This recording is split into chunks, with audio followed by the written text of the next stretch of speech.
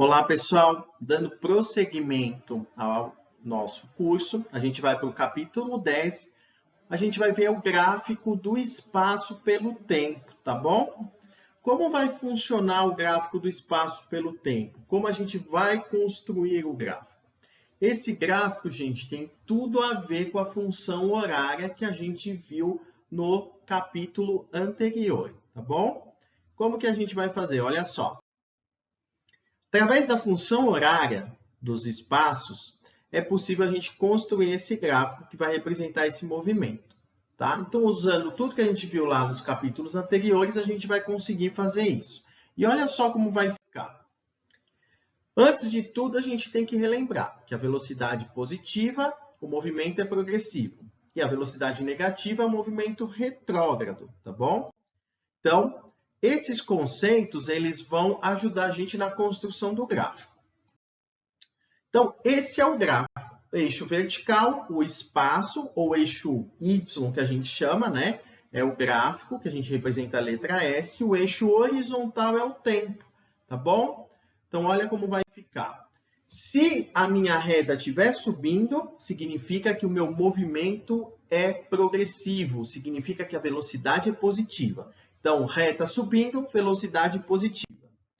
Esse ponto onde a minha reta cruza o eixo S, o eixo vertical, é a posição inicial. Exatamente isso, é o S0, tá bom? Então, se o gráfico estiver descendo, o movimento é retrógrado, a velocidade é negativa, tá? E onde cruza o eixo S, o eixo vertical, é o ponto inicial, a posição inicial, é o S0, tá bom? Então, por exemplo, vamos construir o gráfico da função S igual a 20 mais 10t. Para construir o gráfico, gente, a gente precisa observar algumas informações. São elas a posição inicial e a velocidade, tá bom? Então, nesse caso, como a gente já tem a função, a gente tem as duas informações. Posição inicial 20 metros e a velocidade 10 metros por segundo. Então, a gente vai construir o gráfico. Olha como ele vai ficar. Posição inicial, 20 metros. Eu já sei que é naquele pontinho, no eixo S. Para obter valores, para a gente construir a reta, a gente vai utilizar essa função. A gente vai substituir o tempo para descobrir a posição. Então, por exemplo, quando o tempo for 1? Quando o tempo for 1, a gente substitui ali no lugar do t, a posição vai dar 30. Quando o tempo for 2, a gente substituir, a posição vai dar 40. Então, a gente vai ter mais 2 pontos. Então, quando o tempo for 1, a posição é 30. Quando o tempo for 2, a posição é 40. Como a gente tem esses pontos, a gente traça a reta, ok? Aí a gente vai obter o gráfico. Tranquilo, certo? Bom, a gente pode observar, mais uma vez, que os conceitos de função horária são aplicados no gráfico. Velocidade positiva, movimento progressivo, gráfico para cima, reta para cima.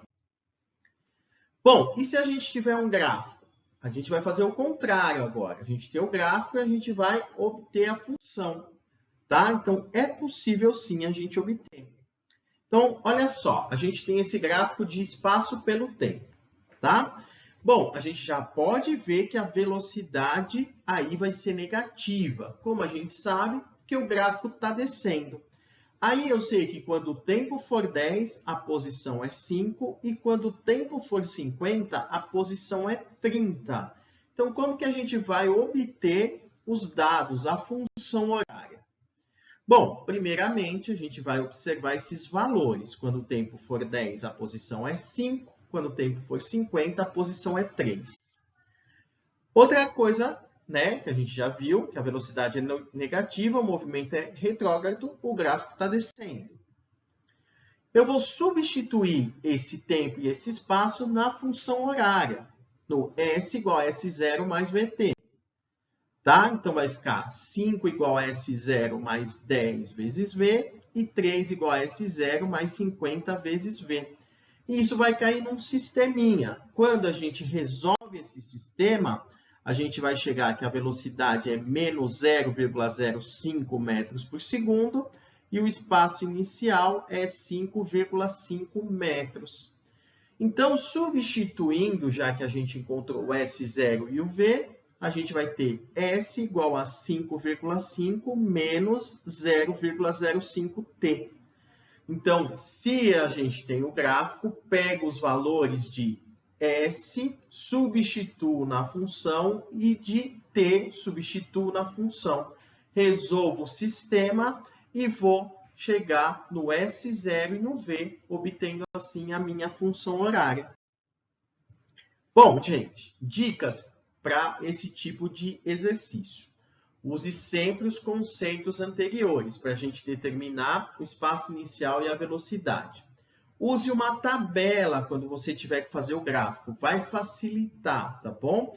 Como o gráfico sempre vai ser uma reta subindo ou uma reta descendo, basta a gente fazer dois valores. Por quê? Para definir uma reta, a gente só precisa de 2 pontos, tá bom? Outra coisa, trace o gráfico utilizando régua ou papel quadriculado, porque aí vai facilitar, o gráfico vai ficar bonitinho, vai ficar fácil de entender.